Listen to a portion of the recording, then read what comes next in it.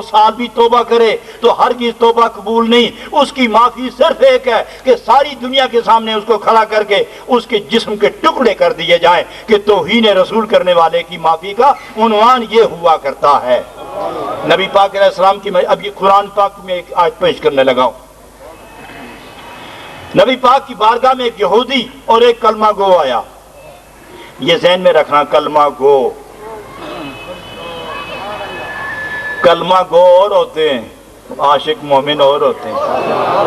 ہر کلمہ گو عاشق مومن نہیں ہے، ان میں بڑا فرق ہے۔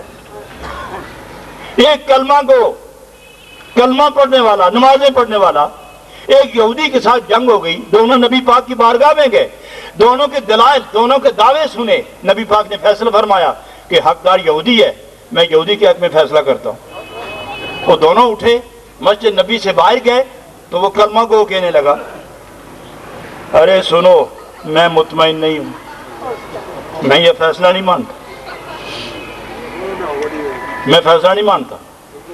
اچھا تو پھر کہاں جائیں؟ چلو عمر کے پاس چلتے۔ کمال یہ ہے کہ سپریم کورٹ کا ہارا ہوا سیشن کورٹ میں دعویٰ دائر کر رہا ہے۔ چلو پھر چلتے ہیں۔ حضرت عمر کے پاس گئے رضی اللہ عنہ، تو مقدمہ پیش ہوا۔ مقدمہ آپ سنتے رہے، اس یہودی نے کہہ دیا، حضرت عمر میں قربان جاؤں، بات سنیں پہلے، ہم سید الکونین کی بارگاہ سے ہو کر آ رہے ہیں اور انہوں نے فیصلہ میرے حق میں صادر فرمایا ہے، یہ مطمئنی، یہ اطمینان کے لیے آیا ہے۔ تو آپ نے بڑی سنجیدگی سے فرمایا کہ اسلام میں اطمینان کے بغیر دوسرا راستہ ہی نہیں ہے۔ ہم کلمہ پڑھنے والے کو کس طرح مطمئن نہ کہیں؟ میں ابھی آتا ہوں آپ کو مطمئن کرنے کے لیے، میں اس فیصلے پر ذرا غور کرنے دو، مجھے اندر جانا ہے تاکہ میں غور کروں، آ کے تمہیں مطمئن کرتا ہوں۔ تم عمر کی بارگاہ سے اطمینان لیے بغیر کیوں جاؤ؟ اندر گئے، تلوار اٹھا کے باہر آ گئے، میان سے نکالی تلوار، فرمایا جو میرے نبی کی فیصلے پر مطمئن نہیں ہے اسے عمر کی تلوار مطمئن کرے گی۔ ایک دفعہ فضا میں تلوار چمکی، بس سر اس طرف تھا اور دھڑ ادھر تلپ رہا تھا۔ مدینہ منورہ میں شور برپا ہوا، حیرت چھا گئی کہ حضرت عمر نے مومن قتل کیا۔ حضرت عمر مسکراتے ہوئے فاتحانہ انداز میں نکلے، کون کہتا ہے مومن میں نے قتل کیا؟ میں نے منافق قتل کیا، میں نے بے ادب اور گستاخ رسول قتل کیا۔ ابھی گئے تو نبی پاک علیہ الصلوۃ والسلام حیران تھے کہ مدینہ میں ایک آدمی کیوں قتل ہو گیا۔ فوراً جبریل امین آتے ہیں، میرے محبوب اللہ نے ارشاد فرمایا جو عمر نے کیا ہے میں بہت راضی ہوں اس پر۔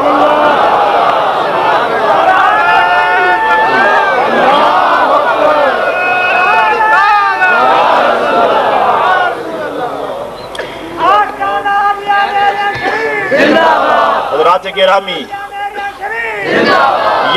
یہ جو واضح دلائل ہیں وَتُعَزِّرُوهُ وَتُوَقِّرُوهُ،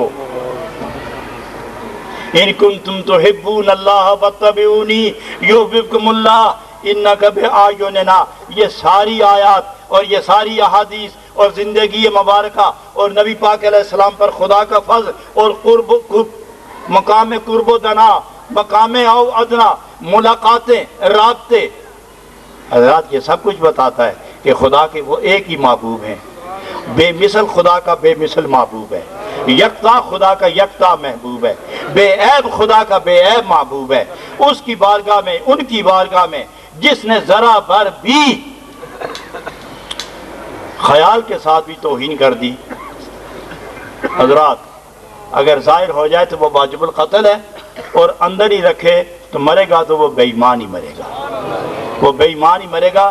اس پر 20 مرتبہ قرآن ختم کیا جائے، 100 مرتبہ بخاری پڑھی جائے، 11 کروڑ مرتبہ کلمہ پڑھ کر بخشا جائے، حضرات وہ شخص کبھی ارے آج کا مسلمان نبی پاک کو دیکھ کر ایک آدمی کلمہ پڑھتا ہے، پھر کتنا عرصہ وہ کاتب وحی رہا ہے، اس سے گستاخی سرزد ہوئی، وہ مر گیا، نبی پاک نے جنازہ پڑھایا، اسے دفن کیا، زمین نے اٹھا کے باہر پھینک دیا۔ گستاخ رسول کو ہم قبول نہیں کرتے۔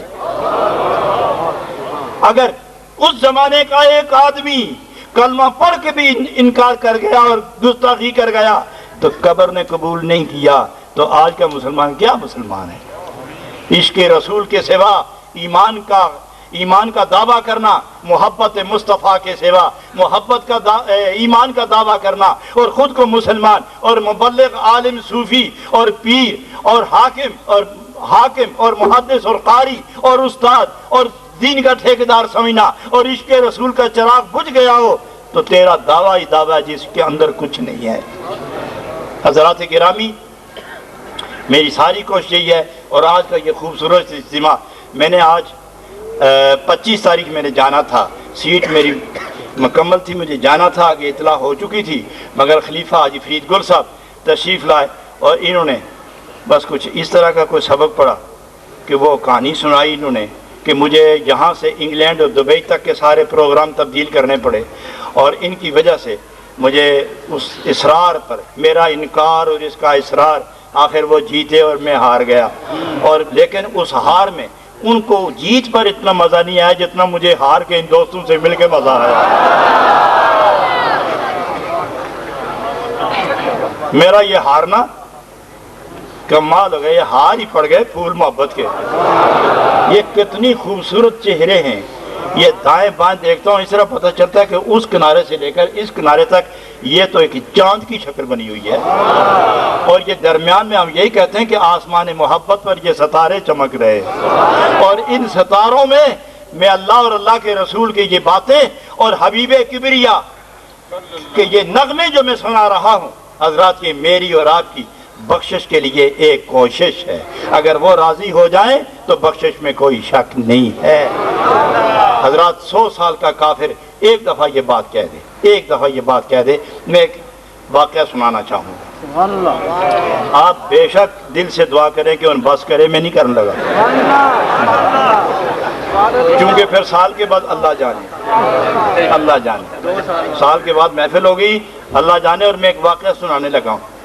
یہ چھوٹے بچے 2 سال 3 سال 1.5 سال 6 مہینے 3 مہینے 2 مہینے کا جب یہ فوت ہوتا ہے تو نماز جنازہ پڑھتے ہیں، میں تو یہ نہیں پوچھتا کہ دعا سناؤ، یہ کوئی اچھا نہیں لگتا کہ میں آپ کو کہوں اچھا کلمہ سناؤ، عطیات سناؤ، یہ تبلیغی جماعت والوں کو نصیب ہو، مسلمانوں کو پھر اثر نو کلمہ پڑھاتے ہیں، ہم تو انہی کو کلمہ پڑھاتے ہیں جنہیں کلمہ نصیب نہیں ہوتا، اور منت کر کے دعا کرتے ہیں کہ کلمہ نصیب ہو جائے۔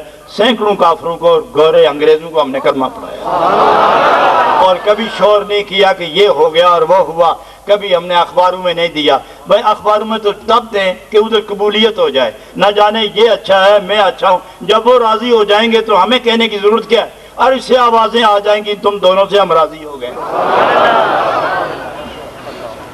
حضور علیہ الصلوۃ والسلام تشریف فرما تھے، ایک یہودی نے اپنے بچے کو کہا جاؤ سودا لے کے آؤ، تو گیا اور دیر ہو گئی، وہ کبھی باہر شہر میں گھومتا، پھر اندر جاتا، پھر ٹہلتا، پھر اندر جاتا، یہ کیا ہوا لڑکے کو آیا نہیں، سورج ڈھلے بعد گیا، مغرب ہو گئی گیا، تو باپ تیش میں بڑے نادان و بیوقوف ہو تم، میں نے کہا تو تمہیں جلدی آنا ہے، تم اتنی دیر کر کے آئے ہو، اور میں تمہیں سودے کے لیے بھیجا تم خالی آ گئے۔ اور یہ شخص گزر رہا تھا، یہ لڑکا، تو ادھر حضور علیہ الصلوۃ والسلام کی نظر اس پر پڑی، اس کی نظر نبی پاک کے چہرے پر پڑی، وہیں بیٹھا رہا۔ سرے شام گھر گیا تو باپ نے کہا نادان اتنی تاخیر، اس نے کہا واپس تو سودا کہاں ہے، وہ تو میں خرید چکا ہوں۔ ارے کیا بیوقوف آدمی ہو تم، میں پوچھا کہ میں نے تو بھیجا تمہیں سامان لینے کے لیے، سودا لاؤ،